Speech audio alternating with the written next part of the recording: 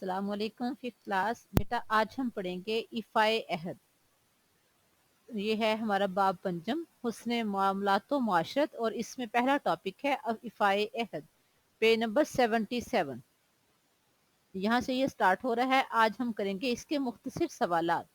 इफ़ाए अहद क्या है और इसकी इस्लाम में क्या अहमियत है। तो आइए हम स्टार्ट करते हैं। तो बच्चों हमारा फर्स्ट शॉर्ट क्वेश्चन है, इफ़ाए अहद से क्या मुराद है। तो आइए इसका आंसर देखते हैं। इफ़ाए अहद दो लफ्जों से मिलकर बना है। इफ़ा के मानी है पूरा करना और अहद के मानी है वादा। इफ़ाए अहद के मानी क्या हुए? वादा पूरा करना। इफ़ाए अहद मीन वादा पूरा करना। तो आइए देखते हैं दोबारा। इफ़ाए अहद दो लफ्जों से मिलकर बना है। इफ़ा के मानी है पूरा करना और अहद के मानी है वादा। तो इफ़ाए अहद का मतलब क्या हुआ? वादा पूरा करना, यानी वादा पूरा करने को इफ़ाए अहद कहते हैं।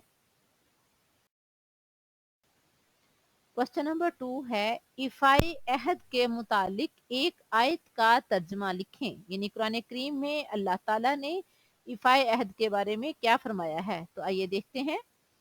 ये सूरह बनी इसराइल की आयत नंबर 34 है। व औफू बिल आहदी, और वादे को पूरा करो।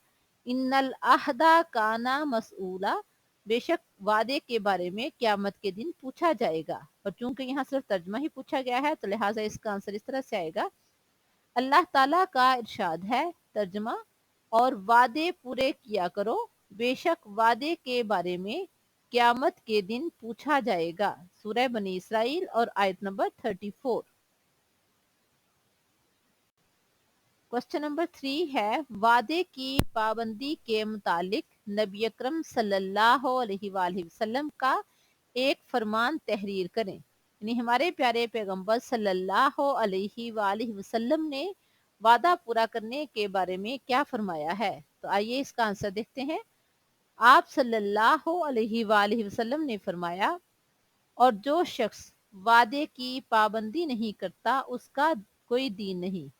ला दीना लिमल्ला अहदलहु, ये इस हदीस मुबारका का तर्जुमा है। ये हदीस मुस्नद अहमद की हदीस नंबर 5140 है। तो इसमें आप सल्लल्लाहु अलैहि वसल्लम ने फरमाया कि जो शख्स वादे की पाबंदी नहीं करता उसका कोई दीन नहीं। क्वेश्चन नंबर 4 है, अहद शिकनी का क्या नुकसान है। यानी वादा तोड़ते हैं तो उसका क्या नुकसान होता है। शिकन कहते हैं तोड़ने को। अहद शिकनी अल्लाह ताला की नाराजी और दुनिया में जिल्लत और रसवाई का सबब बनती है।